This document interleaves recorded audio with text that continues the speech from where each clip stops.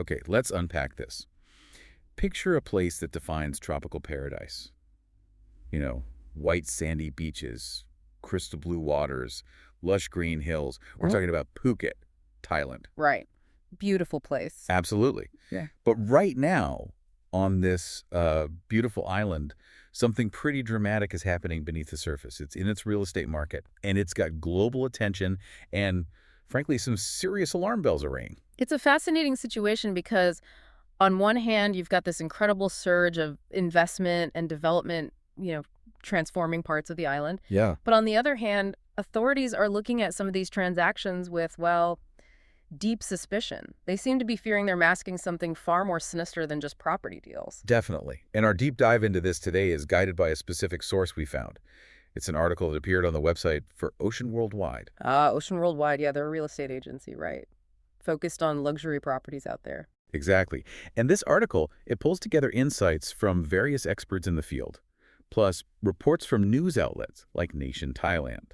It gives us a really interesting lens to view this complex picture. And the article we're drawing from, it was authored by Gaël Ovid-Etienne. He's actually involved in marketing for Ocean Worldwide. Okay, so an insider perspective, maybe. Sort of, yeah. You get that perspective from someone, embedded in the market, but the piece does back up its points by referencing broader market data and concerns reported in the wider media, so it's not just purely promotional. Gotcha. So our mission here is to dig into the core of what this source material tells us.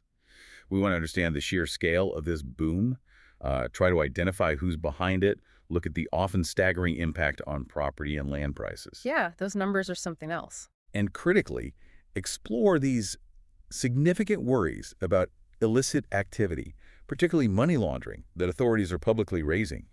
We're basically here to help you cut through the noise and get a clear, informed understanding of this dynamic situation based directly on what this material presents. And what's striking, reading through it, is just how rapidly the market dynamics in Phuket seem to have shifted, according to this article anyway. It really is. And the numbers, they just jump out immediately, don't they? They do. The core statistic that really anchors the discussion is this significant rise in real estate prices across the island in recent years. Yeah, we're seeing figures indicating, a 15 to 20% price increase? Right. Now, in any mature market, that kind of jump over just a few years is, it's substantial. It really signals intense pressure on prices. And the source material is very direct about the main engine driving this rapid acceleration.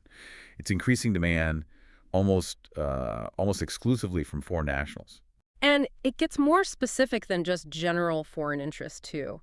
The article pinpoints a particular group of buyers who've become, exceptionally prominent recently, and it seems linked to a significant global event. This is where it gets really interesting. The source material zeroes in on Russian buyers. It notes a dramatic increase in their activity, especially following the start of the Russian-Ukraine war. Mm-hmm. It really seems like that global conflict had a direct pipeline effect all the way to Phuket. Yeah, the article actually quotes Nata Kapana. He's the managing director of Knight Frank Thailand, and he provides the hard data on this shift. Okay, what does he say?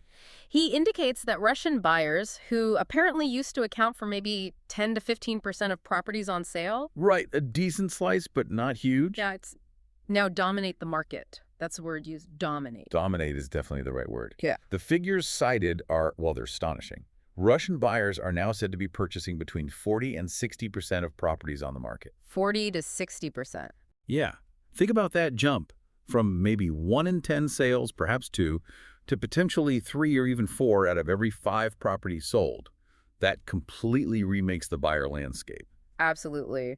And the article explores why these affluent foreign buyers, particularly Russians, are drawn to Phuket. It's not just the beaches, though obviously that's a factor. Sure, the natural beauty is there. Right. But Metapong Upatizing, he's the president of Phuket's Real Estate Association, he points to the island's increasingly sophisticated infrastructure and amenities. Ah, okay.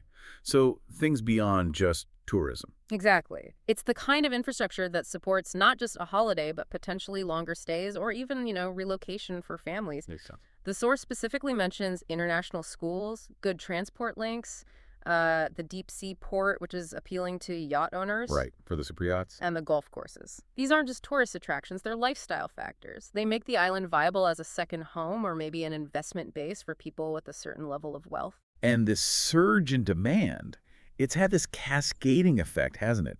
Not just on the price of houses and condos, but fundamentally on the value of the land itself, across the whole island. Yeah, and this is where the impact becomes incredibly stark. The article gives some pretty concrete examples of how land values have just escalated. It illustrates the intense competition for space on the island. Okay, let's hear the numbers. Well, let's look. The source says inland land, away from the coast, has seen prices jump from around 3 million baht per ray to about 9 million baht per ray. Wow, tripled. Tripled. And for context, a ray is a common Thailand unit. It's roughly 1,600 square meters, or just over a third of an acre. So, yeah, a tripling in value for inland plots. A threefold increase for non-beachfront land is staggering.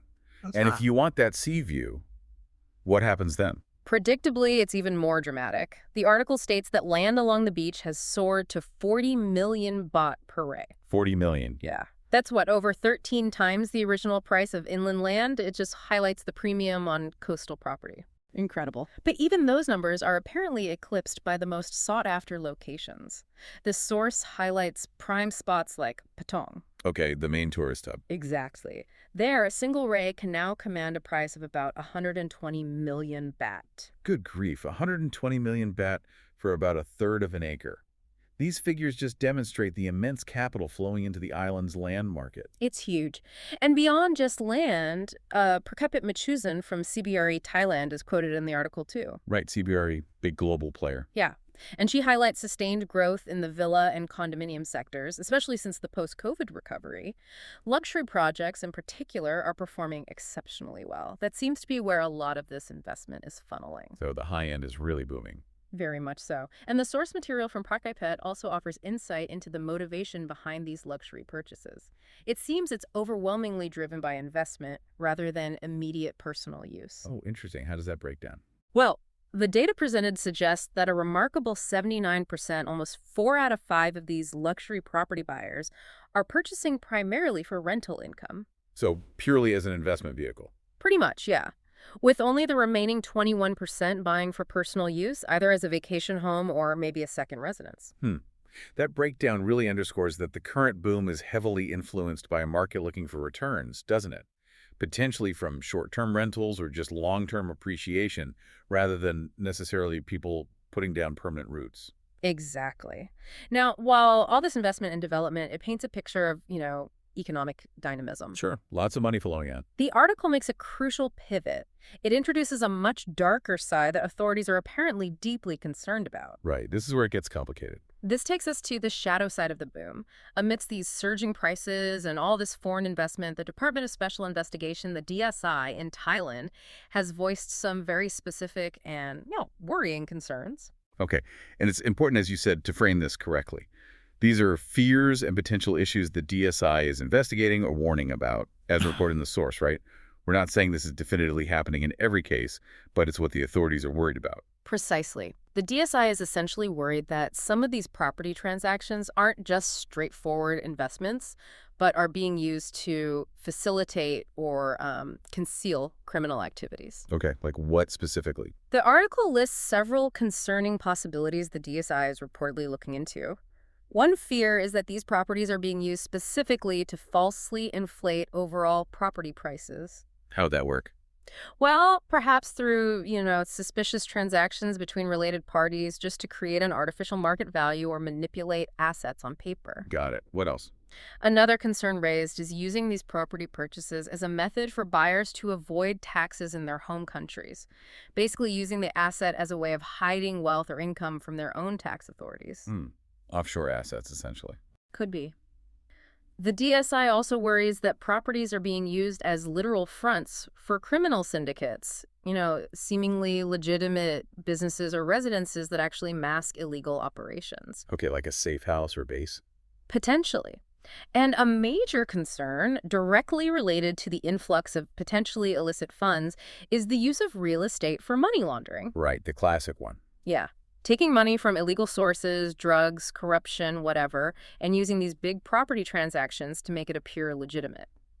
Property, globally, is a known vehicle for this because of the large sums involved and the layers of ownership you can sometimes create. Yeah, it's harder to trace. The source also mentions fears about these properties being used as locations for clandestine gatherings of foreign criminals. Wow, really? Yeah, the idea being they might enter the country disguised as tourists, but then use these private properties for illicit planning or, other activities away from prying eyes. Okay, that's quite a specific concern. And there's a particularly modern angle highlighted by the DSI too. It involves the covert integration of digital currencies within existing currency exchange businesses, which could then be linked to property deals. Digital currencies, like crypto. It seems implied, yeah. Yeah. The fear here could be using property transactions or maybe related services to quickly move, convert, or disguise the origin of funds using crypto, potentially bypassing traditional financial oversight mechanisms. That adds a whole new layer of complexity. It does. These are serious concerns being raised by a major Thai investigative authority. It's clear they are actively scrutinizing this influx of capital and foreign buyers for signs of financial crime and other illicit activities. And while the authorities are grappling with these complex issues and potential criminal elements, the article also points out a really significant, tangible consequence affecting ordinary people right there on the island. Yes, that's crucial. The source highlights the impact on the local Thai population. As property and land prices skyrocket, driven by this foreign demand and investment, homes in Phuket are rapidly becoming unaffordable for the people who actually live and work there year-round. It makes sense. The pace of the price increase just outstrips the ability of many local residents to buy property, even, modest homes. Exactly. It's creating a significant housing affordability crisis on the island, Yeah. essentially pricing out the community that forms the backbone of Phuket. So if we kind of step back and look at the whole picture painted by this source material, what do we see? Well, we see Phuket experiencing this undeniable, rapid, and largely foreign-driven luxury real estate boom. The statistics on price increases, the buyer demographics, particularly the Russian influx, they're dramatic. No question about the boom itself, but crucially, this intense growth is set against this backdrop of really serious, specific concerns raised by Thai authorities. Worries about the potential for this market to be exploited for illegal activities. Right, including money laundering, being used as fronts for criminal syndicates, all those things we listed. Yeah. And as the article points out, the human cost on the island is that this very boom is making it increasingly difficult, maybe even impossible, for many local residents to afford a home in their own community. It's a real double-edged sword. So why should this matter to you, listening in, even if you're nowhere near buying property in Thailand? I think the situation in Phuket is a really potent case study. Absolutely. It shows how interconnected the world is, doesn't it?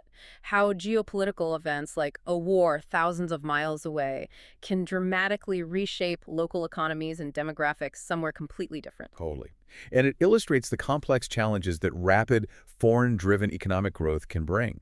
While investment is often sought after, it can come with significant downsides. Definitely. Including the potential for financial crime, like we've discussed, Yeah. and creating these affordability crises that displace or disadvantage the local population. It really highlights that tension between global capital flows and local well-being. Which leads to, I think, an important question to kind of mull over. Given the astonishing rate of price increase driven by foreign investment, and these very specific, serious concerns raised by the DSI about illicit activity potentially leveraging this market, how can authorities effectively manage this kind of boom? That's the million-dollar question, isn't it? Or maybe the 120 million baht per ray question. Right. Is it possible to attract beneficial foreign investment and support growth while simultaneously preventing financial crime and ensuring the island doesn't become completely unaffordable for the people who actually call Phuket home? It feels like a very difficult balancing act. It really does. And that seems like the central dilemma presented in this fascinating and, frankly, a little troubling deep dive based on the Ocean Worldwide article. Lots to think about there.